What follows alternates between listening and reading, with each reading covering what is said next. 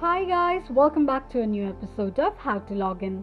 Today in this video, I'm going to show you how you can download your Starry AI application.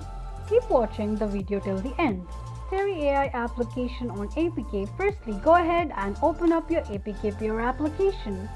The home page of APK Pure will appear on the screen.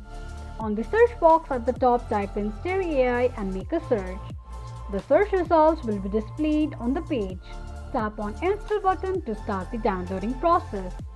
While downloading an application, make sure that you are connected to a strong internet. Once the application is downloaded, tap on Open button to launch the application. Open the application and that is how you will be able to download your Starry AI application on your device quickly and easily just in few steps. If you have any thoughts or queries, let us know in the comment section. Don't forget to subscribe to our channel. Also press the notification bell icon so that YouTube will notify you whenever we post a new video. I hope this video was helpful to you. Thank you so much for watching.